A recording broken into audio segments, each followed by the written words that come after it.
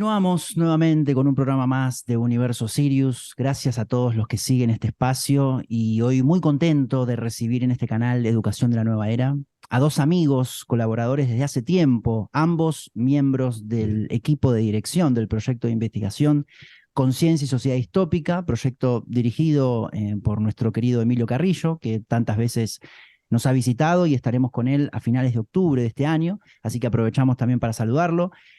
Pero sin más, recibimos a Ricardo Greenspoon y Martín González. Muchas gracias por estar del otro lado y pero muy bienvenidos, amigos. Muchas gracias Muchas a ti. gracias. Gracias, Mariano. Un gusto volver a estar contigo y compartir contigo. Muchas gracias por regalarnos su presencia y muchas felicidades, Ricardo, Martín y todo el equipo de investigación Conciencia y Sociedad Distópica por este ejemplar que ha salido a la luz recientemente, Nublar la conciencia de lo real a través del inconsciente colectivo, la ingeniería social y cómo superarlo, ¿no? Lola Rumi, Martín González y Ricardo Greenspoon. Hoy tenemos a dos de los escritores, de los autores de este ejemplar, así que pero muchas felicidades. Está muy bien armado, muy interesante, muy profundo. Tuve la fortuna de leerlo. Y comencemos, o sea, una nueva obra. ¿Cómo fue el proceso de creación? ¿Cómo surgió este nuevo libro? Primeramente, lo que sientan compartir, los escuchamos. No sé quién quiere comenzar y luego vamos con algunas preguntas puntuales.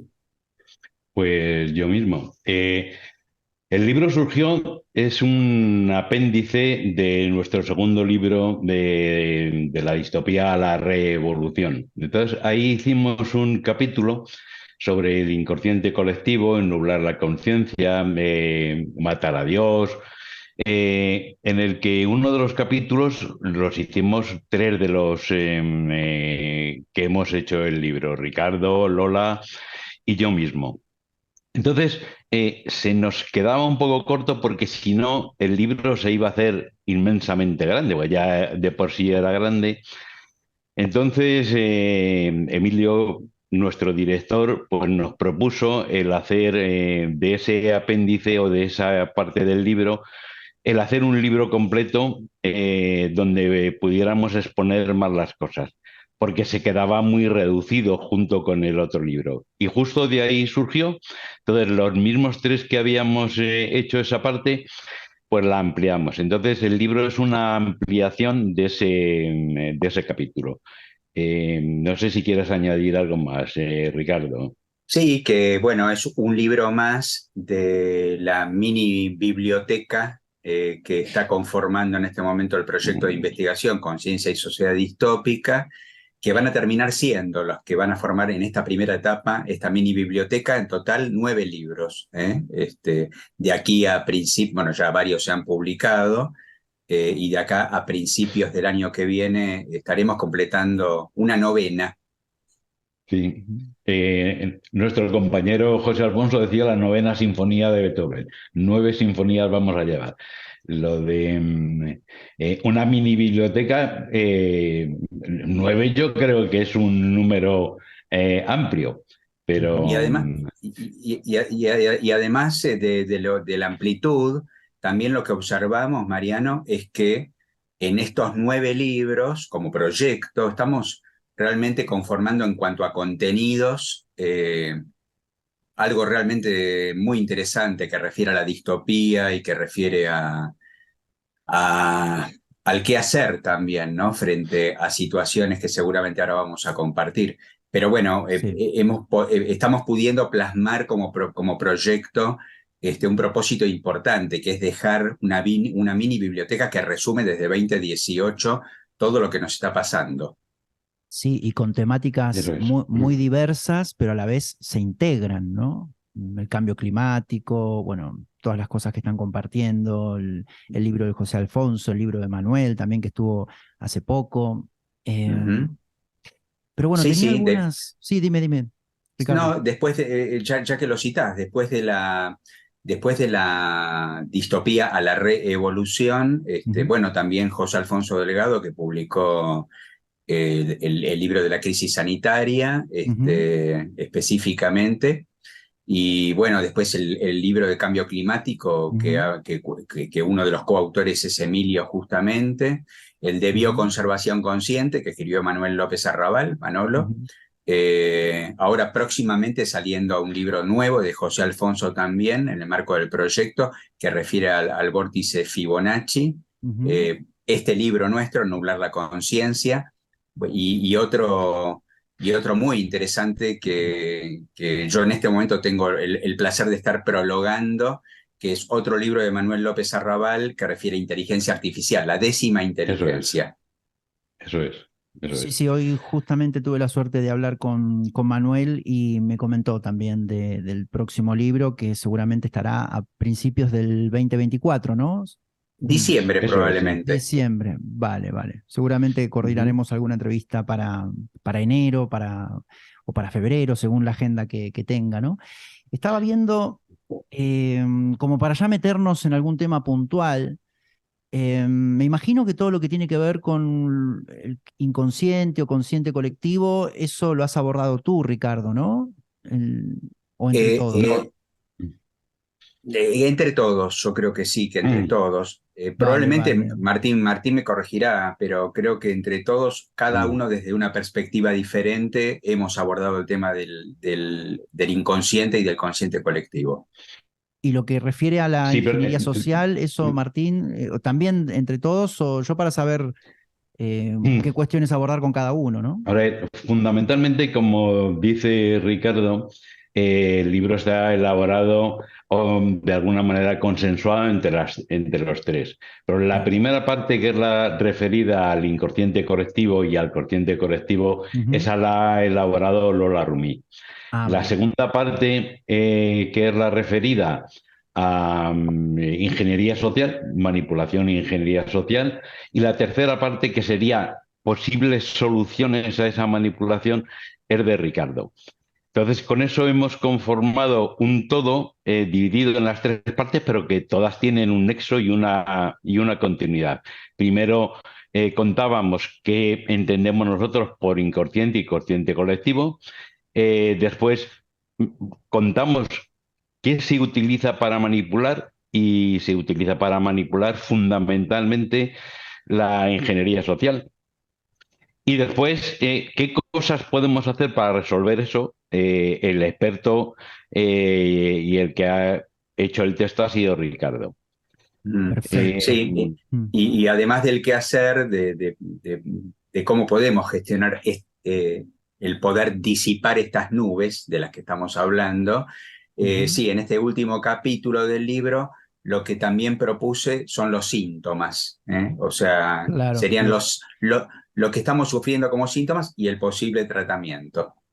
Bueno, muy interesante. Entonces nos vamos, si quieren, nos vamos metiendo, porque a mí me gustaría que compartan cuál es la relación que hay entre la sociedad distópica que estamos viviendo y el inconsciente colectivo y el consciente colectivo. No sé quién de los dos lo quiere abordar, porque nos gustaría que hablen un poco de eso. Ricardo, tú, por ejemplo. Bueno, comienzo.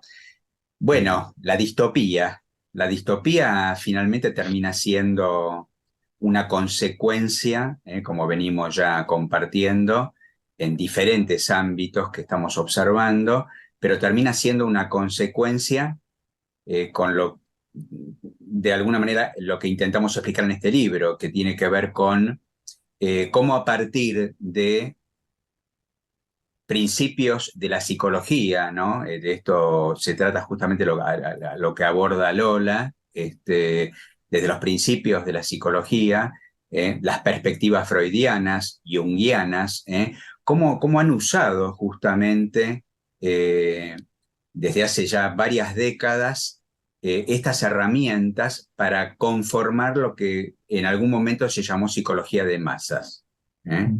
Y hoy lo llamamos distinto, ¿no? El otro día lo compartíamos también con Emilio. Lo que en su momento se llamó psicología de masas, hoy se llama opinión pública. Eso es. Entonces, Sí. ¿cómo cómo se le da formato, cómo se ha formateado a partir de la manipulación mediante diferentes herramientas a la masa, nos estamos refiriendo a una generación humana. ¿Para qué? Para poder justamente ir logrando la configuración de estas nubes, aquello que nos nubla la conciencia. Por lo tanto, y resumiendo un poquito, a partir de herramientas de la psicología y después mediante otras herramientas que tienen que ver justamente con lo que compartía Martín, de la ingeniería social, bueno, van logrando promover dos caminos posibles. Y uno de ellos es el de la inconsciencia, es lograr, mediante la manipulación, que haya un tejido social, que se vaya entramando un tejido social que va por el camino de la inconsciencia, empezando por la inconsciencia individual, por supuesto, y conformando esa trama, esa red de la inconsciencia colectiva. No por nada en la portada del libro aparece el flautista de Hamelin, el flautista de Hamelin Sí, sí. y una gran masa que lo sigue al flautista de Hamelin. Bueno, allí estamos de alguna manera proponiendo en esta imagen esto que acabo de plantear. Pero sin embargo, al mismo tiempo observamos que por otro camino, un camino diferente, hay una manifestación en esta humanidad que no va detrás del flautista, sino que por el contrario, a partir de un trabajo consciente, individual, va entramándose y va tejiendo otra red, otra trama, que es la de la conciencia colectiva. De ahí que, bueno, la observación de la distopía, de la que venimos hablando, es muy diferente, porque no es lo mismo observar la distopía en la que estamos viviendo desde esta inconsciencia que nos lleva a la inseguridad, a lo que llamamos el trípode existencial, ¿no? La inseguridad, la incertidumbre y el miedo, que poder abrevar en otra trama y poder tejer en comunidad en otra trama, la de la conciencia colectiva, que por el contrario trata de no estar abducida y nublada por estos tres factores: sin miedo, sin inseguridad, sin incertidumbre. O sea, poder vivir la vida ya desde una perspectiva más utópica y no distópica. Pero bueno, así se entrama un poquito, Muy al menos claro, hasta acá es lo que a mí me ocurre, ¿no? muy claro, Ricardo. Ya no me has dejado Martín, nada que decir. Ya no ¿quieres me has agregar dejado nada algo? que decir. No te dejó nada, clarificó No, todo, no me ha dejado resumió nada. todo Lo ha resumido todo. excelentemente. Lo ha resumido todo excelentemente. Ricardo habla de las herramientas y precisamente en el segundo capítulo hablamos de las herramientas, porque yo había escuchado, y vosotros igual, estamos escuchando continuamente que si es un proyecto de ingeniería social, que si la ingeniería social está ganando, pero hasta ahora nosotros no habíamos visto que nadie dijera qué era realmente la ingeniería social, porque hay algunos que niegan el que exista una ingeniería social. Decíamos, si existe una ingeniería mecánica, existe una ingeniería social. Y se quedan la mayoría de los autores y en las entrevistas de por qué es un proyecto de ingeniería social, por qué esto es ingeniería social. Pero nosotros no hemos escuchado a ninguno que explique realmente qué es eso de la ingeniería social y cuáles son las herramientas que verdaderamente utilizan para manipularnos. Pero en ese segundo capítulo hemos tratado de explicar cuáles son esas herramientas. Algunas sí son más conocidas y otras no tanto. Justamente de eso te quería preguntar, o sea, ¿cuáles son, Martín, algunas técnicas de manipulación a través de esta ingeniería social? Eh, bueno, pues vamos a ver. Hay muchas dicen que la ingeniería social empezó desde los tiempos de Ramsés II, cuando hizo una batalla contra no recuerdo quién era exactamente ahora mismo, contra los hititas, realmente Ramsés II perdió la batalla. Sin embargo, lo que hizo lo contrario fue crear un monumento como si hubiera en conmemoración de haber ganado la batalla. Eso es un primer proyecto de manipulación. Luego desde ahí se han ido eh, construyendo diversas técnicas desde hace mucho tiempo, es decir, desde eh, Freud, que empezó a querer, como decía antes Ricardo, el primer estudio de, bueno, en realidad el primer estudio lo hizo Gustave Le Bon y Freud hizo un Psicología de las masas donde plantó las bases de cómo hacerlo. Luego, su sobrino, el famoso Edward Bernays, del que se ha creado el término de propaganda y luego se cambió a opinión pública, fue uno de los primeros que sentó realmente las bases. Bernays es un personaje realmente muy importante. En su famoso libro Propaganda se dice que era el libro de cabecera de Goebbels, el ministro de propaganda del Tercer Reich. Y de ahí sacó sus primeras técnicas de manipulación. De las técnicas de manipulación del Tercer Reich sí que hemos oído hablar muchísimo. Realmente nadie ha dicho que, o casi nadie ha dicho que provenían de ese libro. Y todas esas técnicas son las que están, o una de esas técnicas son las que se están utilizando continuamente. Por ejemplo, un ejemplo, y no me extiendo más, y luego dejamos pasos para otras. El creador de el estudio de las emociones se debe a Bernays. Si nos fijamos, por ejemplo, en los anuncios de los coches, eh, ya no se ponen las características del coche, tiene un motor de 125 caballos, lo que sea, sino que se sacan paisajes preciosos, donde son paisajes idílicos como el que tú tienes detrás, donde hay hombres y mujeres espectaculares conduciendo ese coche, para que eso nos llegue al inconsciente. Es decir, las emociones van directamente a lo que se denomina el cerebro reptiliano. Las emociones no las podemos manejar o son más difíciles de manejar.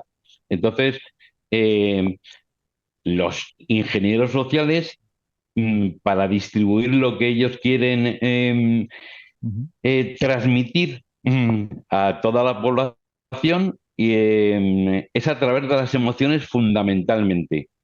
Eso ya desde otros tiempos,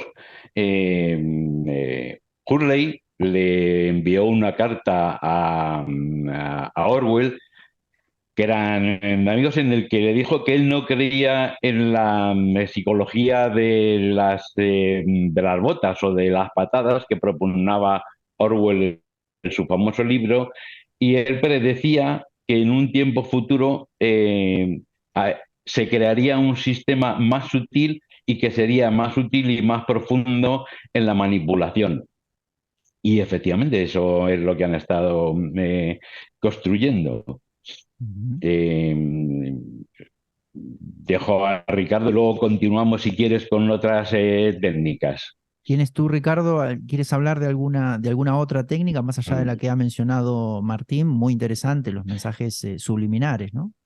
Sí, bueno, la propaganda, los medios de difusión como vehículos también, ¿no es cierto? Eh, las nubes, de estas nubes como metáfora que estamos hablando, tienen forma, tienen una forma. Por ejemplo, para agregar y ya entrando a lo mejor sí, en lo que planteaba Martín recién, las puertas de entrada para que se vayan conformando estas nubes son nuestro cuerpo mental, disparan a nuestra mente de diferentes formas y, y a nuestras emociones, por supuesto, porque de ahí surgen también nuestros estados emocionales y nuestro cuerpo emocional.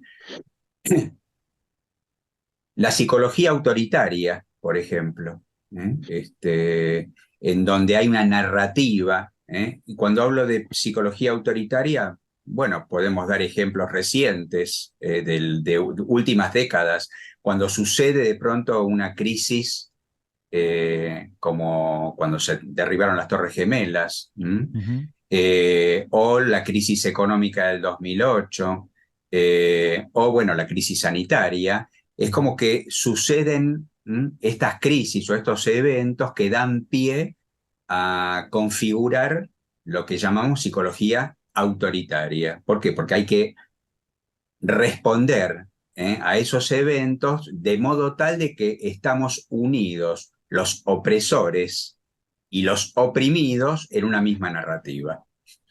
Entonces, es suficiente que suceda una crisis de gran magnitud para que en ese huracán, al que refiere tanto Emilio también, de magnitud aceleradamente creciente, lejos de situarnos en el centro del huracán, entremos en esa dinámica en donde nos unimos a la versión, al relato de una propuesta que básicamente se termina conformando en una propuesta autoritaria. Esto deviene también una especie de psicosis, como otro ejemplo, como que entramos en un estado de psicosis masiva. Y cuando hablo de psicosis, lo hablo específicamente desde la perspectiva meramente psicológica. Damos por cierto algo que no es real. Es como que perdemos contacto, perdemos conexión con la realidad. En el DSM-5 definimos que cuando perdemos contacto con la realidad entramos en un estado de psicosis. Y estas psicosis se ven de manera masiva, se creen estos relatos, estas nubes, se hacen propias estas nubes y se genera como otro ejemplo más lo que yo llamo en este libro el calentamiento social. Ya no el calentamiento global, sino el calentamiento social. Se buscan chivos expiatorios, aquellos que no están de acuerdo con el relato único, son perseguidos, o son ninguneados. Bueno, es otra manifestación que nos lleva a un profundo cambio de clima emocional, justamente. Otro síntoma también que se promueven a partir de estas herramientas de ingeniería social es el estado de indefensión psicológica. En esa inconsciencia colectiva es muy frecuente que se entre en un estado de indefensión, de desesperanza, como que no queda nada por hacer. Esto se ve muy claro al momento de elegir democráticamente a nuestros gobernantes. Al momento de tener que ir a elegir en un sistema democrático, estamos en un estado de indefensión porque sentimos que pareciera que no hay a quién elegir, no hay opción, a punto tal de que vemos que están subiendo notablemente en las estadísticas los índices de abstención, de gente que no va a votar, como que se pierde la confianza. Y finalmente, bueno, y acá le cedo de vuelta la palabra, o le cedo la palabra, siento que esto que acabo de proponer nos lleva a observar, bueno, cuál es el propósito de esto que intenta configurarse a partir de la ingeniería social. ¿Cuál es el propósito? Y lo que notamos es que el propósito finalmente tiene que ver con esto, con disociarnos, desconectarnos de nosotros mismos, generar a partir de estas nubes y de estas prácticas que la mayor parte de la humanidad entre en este camino de inconsciencia siguiendo una melodía repetitiva, algo que se sigue repitiendo reiteradamente, y nos extravía. Nos extravía a nivel de conciencia, y lo que notamos como algo más grave aún, que quizás tenga como propósito final todo esto, que es lo que al menos yo propongo dentro de toda esta sintomatología, que tiene como propósito extraviar a nuestras almas. O sea, extraviar al ser trascendente que somos. Entonces, sí, ese es el fin sí, último, Martín, sí, sí. perdón. No, perdón. No, simplemente agregar que, claro, estas técnicas de manipulación llevarían a los síntomas, algunos síntomas que tú mencionaste, ¿no, Ricardo? Así es. Así Bien. es, Sí, Martín, así dinos. es. No, no, retomando lo que comentaba Ricardo sobre la autoridad. O sea, esta ingeniería social no ha sido todo estudios teóricos.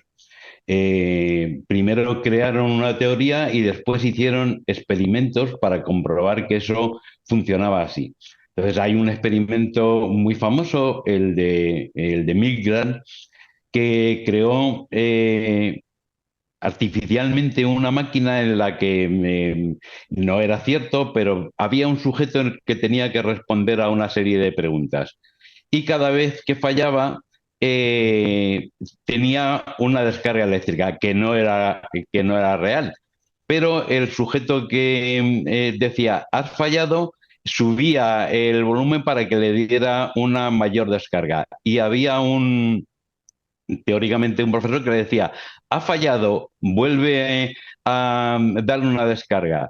Y volvía a darle la descarga. Eso lo hicieron con cantidad enorme de personas y probaban, ese era un experimento de obediencia a la autoridad en el que aunque una persona estuviera en contra de sus opiniones morales, que no podía hacer daño a una persona, si había una persona revestida de autoridad porque tenía una bata blanca o cualquier cosa, y le decía que ejecutara una acción, la ejecutaba sin rechistar. Esto, así se ha conformado lo que decía Ricardo, una sumisión, un poder y una sumisión a la autoridad solo por el hecho de arrogarse una pretendida Ujú. autoridad. Sí. Eh, Luego existen otros experimentos. Este era el de Milgram. Luego es muy famoso el de conformidad al grupo, que tiene que ver mucho con la autoridad. Estos experimentos fueron de Solomon Asch, en el que reunía un grupo de personas en el que solo había uno, eran datos falsos en el que todos los demás asentían, decían, esta carta, por ejemplo, o esta figura es una cruz. Todos asentían a que era una cruz y el que realmente no era una cruz porque era un círculo, decía, pero si esto yo veo una cruz, pero cuando todos los demás decían que era una cruz, cuando él le tocaba decir, terminaba diciendo que era una Mm. cruz. Eso es un experimento que luego se ha estado llevando a cabo, bueno, en la pasada reciente crisis del COVID. Esas dos actuaciones han sido de libro. Siguiendo total, si una persona hace una cosa, todos los demás tienden a hacer lo mismo porque no se quieren quedar fuera de ello. Mm. Muchísimas gracias, Martín, por estos experimentos de ingeniería social, que hay más, sí, sí, sí, los estuve viendo, invitamos a todos a profundizar en el libro. Y mencionan, claro, que estamos nublados, ¿no? Que estamos nublados, bueno, haciendo referencia también al título, ¿no? Nublar la conciencia de lo real, este reciente libro que estamos analizando y agradecemos que hayan venido dos de los autores para presentarlo y para hablar de él, en que es un libro, como bien dijo Ricardo, eh, hecho en el marco del proyecto de investigación Conciencia y Sociedad Distópica, como tantos otros libros que tienen y que van a venir, ¿no? Más adelante. Y ya hablamos un poco de los síntomas, hablamos un poco de las técnicas de manipulación, hablamos un poco también de ingeniería social.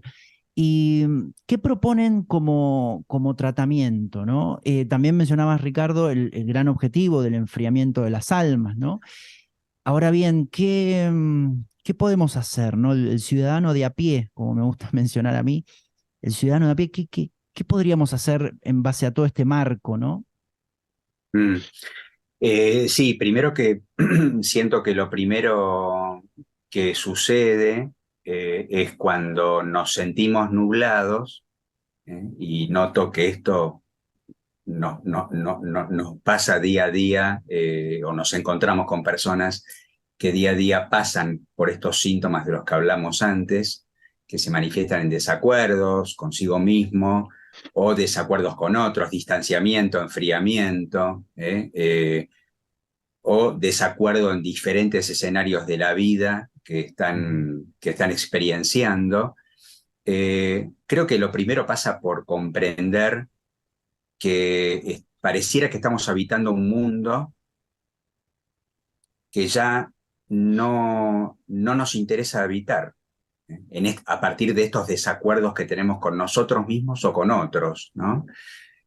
Siento que esa es una primera instancia muy interesante, cuando damos cuenta de que estoy viviendo una experiencia o vínculos con los que me siento disociándome, distanciándome, o incluso cuando me observo a mí mismo enfriándome. Bueno, creo que es un primer paso el poder discernir en ese momento. ¿Por qué? Porque a partir de esta observación de uno mismo, podemos elegir en qué mundo quiero habitar. Si voy a ir por ese camino, el de la inconsciencia colectiva, o no, o elegir, como planteo yo aquí en este libro, devolverle la nube al dueño.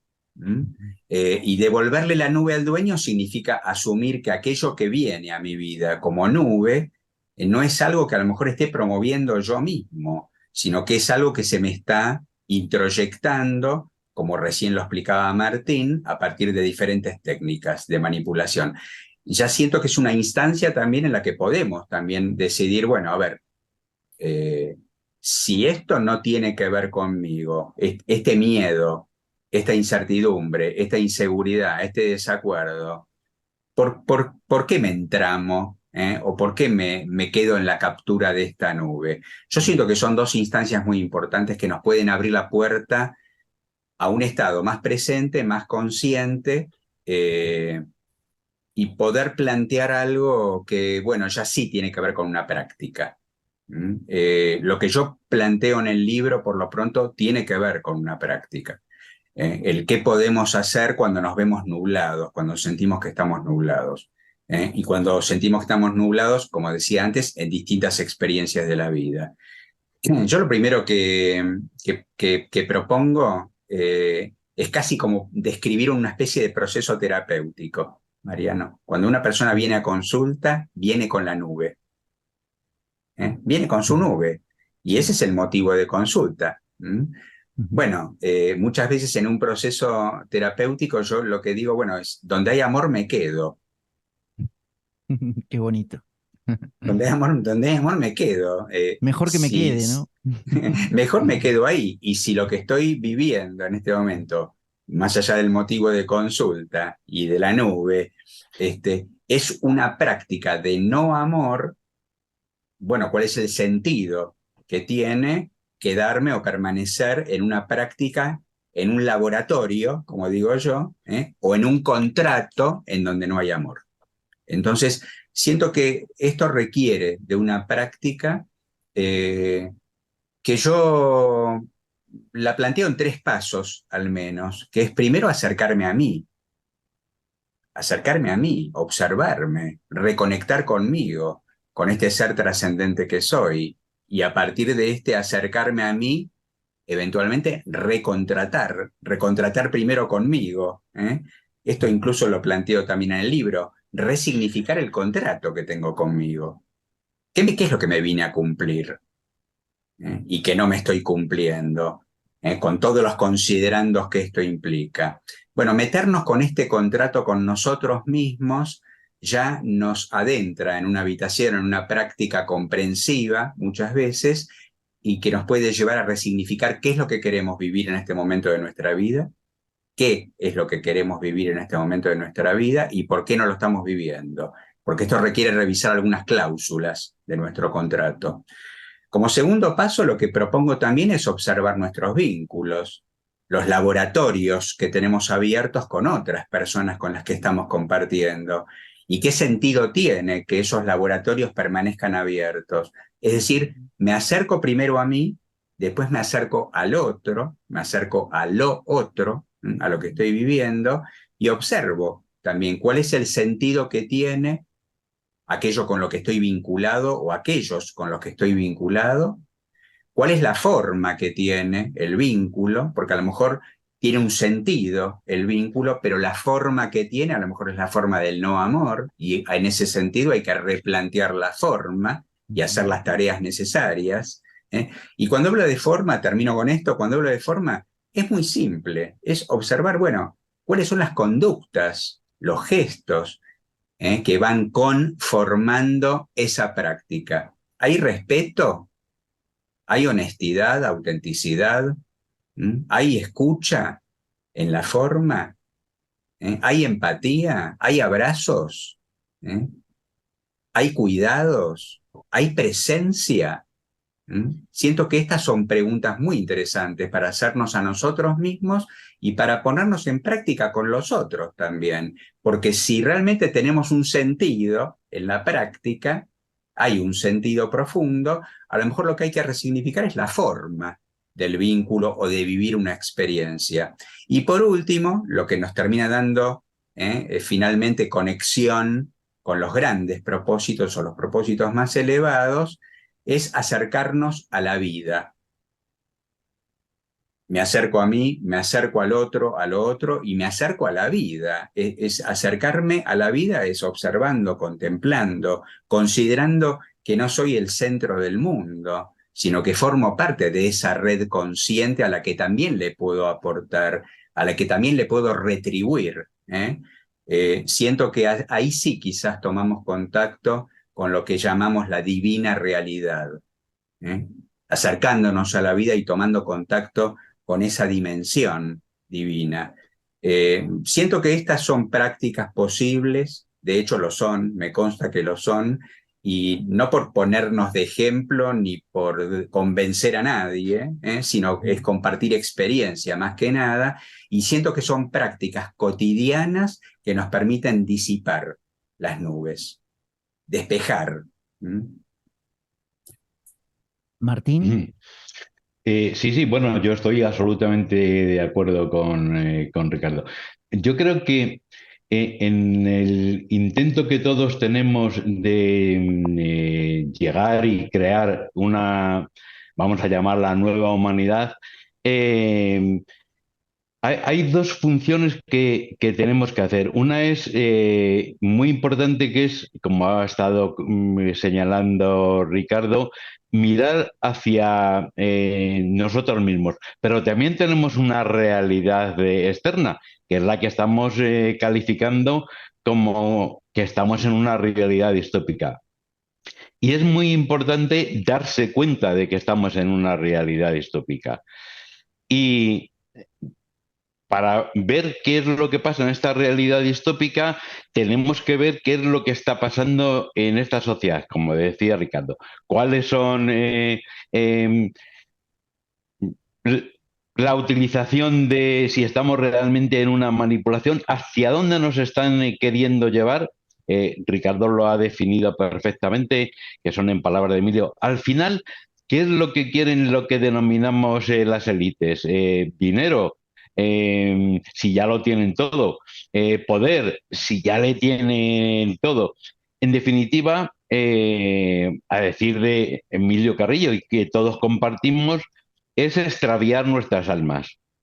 Pero nos tenemos que dar cuenta de que están intentando extraviarlas. Por eso tenemos que mirar hacia adentro, pero también tenemos que mirar hacia afuera y ver qué es lo que está pasando, ver qué técnicas están utilizando y qué están utilizando para mover esas técnicas. Por ejemplo, como señalaba Ricardo, la utilización de los medios de comunicación.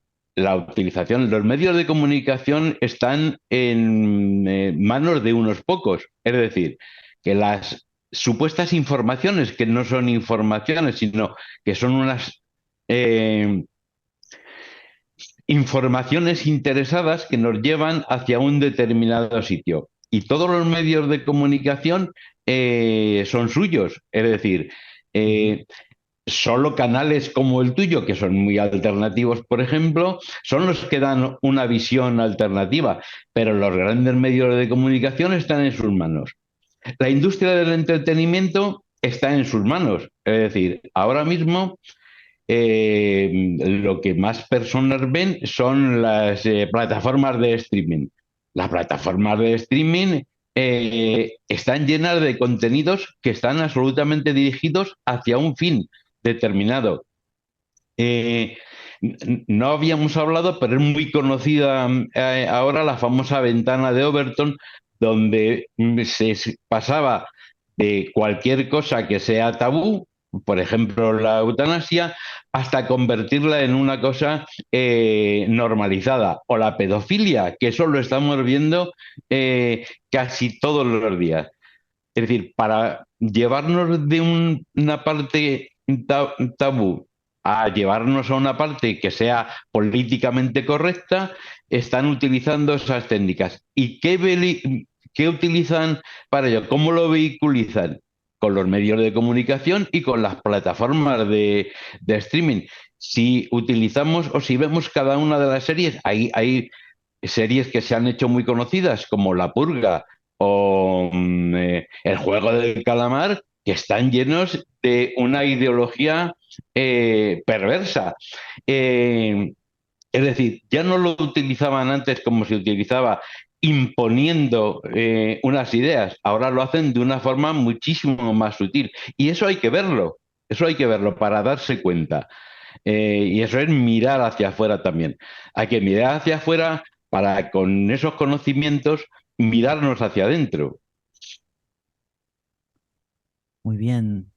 Ricardo, quedan unos 5 minutos. Querríamos que, bueno, si quieres terminar con algo, con algún mensaje.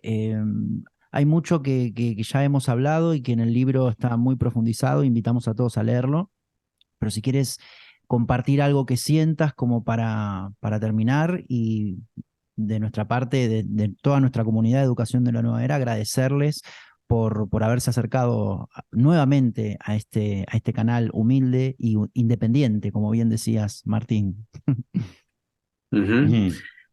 Sí, bueno, simplemente creo que son tiempos en los que a mí por lo pronto me entusiasma proponer esperanza, alentar a que todos tenemos estas capacidades y estas herramientas en nosotros que nos pueden llevar al discernimiento, a la reflexión. ¿Eh? Así que bueno, alentar a eso, ¿no? A que si por algún motivo está sucediendo algo en quienes nos están acompañando, en Ujú. la experiencia, en el recorrido personal de cada uno, situaciones en donde se sienten en zozobra o abducidos, como decía recién Martín, por herramientas como las tecnologías o la educación. Bueno, atentos, ¿eh? Y atentos implica estar presentes, observar de manera congruente aquello que está pasando por el relato mental, pero al mismo tiempo por lo que estamos sintiendo, y tratar de lograr acuerdo. Pero aliento a esto, a la esperanza de que tenemos las herramientas. Todos tenemos esa cajita de herramientas en nosotros mismos. Lo importante es descubrirla, abrirla y poner esas prácticas, esas herramientas de las que hablábamos antes, en juego. Y si necesitamos aprender a usarlas, bueno, también buscar ámbitos, cualquier ámbito en el que podamos reaprender a usar herramientas que hasta ahora no estábamos usando. Pero siento esto, Mariano, de corazón, poder seguir creando y amplificando comunidad que pueda ir justamente sumándose a esta red eh, de amor, de conciencia, en donde siento que no hay oportunidad para que nuestra alma se extravíe. No es posible que nuestra alma se extravíe. Depende de nosotros. Cierto, confiemos en la vida y seguro que la nueva humanidad es posible, porque nosotros tenemos todo el poder para llevarla a cabo. Yo secundo las palabras de esperanza de Ricardo y las comparto con absoluta rotundidad, totalmente. Así es, hay una esperanza consciente Bien, muchísimas gracias por todo lo que ofrecen, por todo lo que dan, por este nuevo ejemplar, Nublar la conciencia de lo real, que invitamos a todos a adquirir este libro, a leerlo, a profundizarlo, como todos los libros que se desarrollan en el marco del proyecto de investigación Conciencia y Sociedad Distópica. Así que muchísimas gracias, amigos, por haberse acercado y los esperamos nuevamente cuando gusten. Esta es su casa. Muchísimas gracias a ti, Mariano. Gracias, querido Mariano. Bueno, y prontito voy a estar por allí, por España, dándote un abrazo personalmente. Un gran saludo para todos y para todas. Qué alegría, te esperaremos, te esperaremos. Adiós Martín, adiós Ricardo. Adiós. Y hagan extenso este saludo para todo el equipo de investigación Conciencia y Sociedad Distópica. Hasta la próxima. Se lo transmitiremos. Hasta luego.